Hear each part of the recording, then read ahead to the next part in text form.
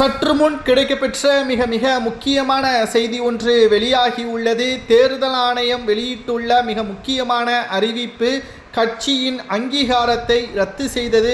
தேர்தல் ஆணையத்தில் பதிவு செய்யப்பட்ட மிக முக்கியமான 30 கட்சிகளது அங்கீகாரத்தை தேர்தல் ஆணையம் ரத்து செய்துள்ளது. இதில் திமுகவின் கூட்டணியும் உண்டா என்பதை இந்த வீடியோவில் முழுமையாக நாம் பார்க்க போகிறோம்.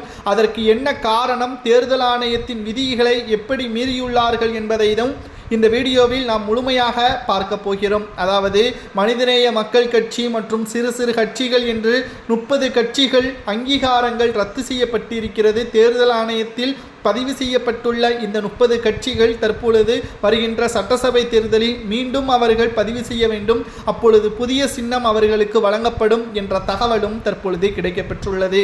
அதில் திமுகவின் கூட்டணியான மனிதநேய மக்கள் கட்சி எம்எல்ஏவாகவும் எம்பியாகவும் அவர்கள் இருக்கலாம். ஆனால் அது திமுகவின் சின்னமான சூரியன் சின்னத்தில் போட்டியிட்டதுதான். தற்பொழுது சிறுபான்மையினர்களுக்கு நாங்கள் ஆதரவு அளிக்கிறோம் என்று கூறிக்கொண்டிருக்கின்ற திமுக அவர்களது சொந்த சின்னத்தில் ஏன் வாய்ப்புகள் வழங்கப்படவில்லை என்ற கேள்வியையும் நம்மால் பார்க்க முடிகிறதல்லவா. தற்பொழுது மனிதநேய மக்கள் கட்சியிலிருந்து ஒரு எம்எல்ஏக்கள் இருந்தாலும் அது திமுகவின் எம்எல்ஏவாகத்தான் பார்க்கப்படும் தேர்தல் ஆணையத்தால். ஏனென்றால் சூரியன் சின்னத்தில் போட்டியிட்டதன் காரணமாக அவர்கள் திமுகவின் எம்எல்ஏவாக பார்க்கப்படுவாரை தவிர மனிதநேய மக்கள் கட்சியின் எம்எல்ஏவாக பார்க்க மாட்டார்கள். இதனால்தான் தேர்தல் ஆணையம் கட்சியின் விதிமுறைகள் 6 தேர்தல்களில் அவர்களது சொந்த சின்னத்தில் போட்டியிடாத காரணத்தினால் அவர்களது அங்கீகாரம், அதாவது தேர்தலில் பதிவு செய்யப்பட்டது ரத்து செய்யப்பட்டதாக தேர்தல் ஆணையம் வெளியிட்டுள்ளது.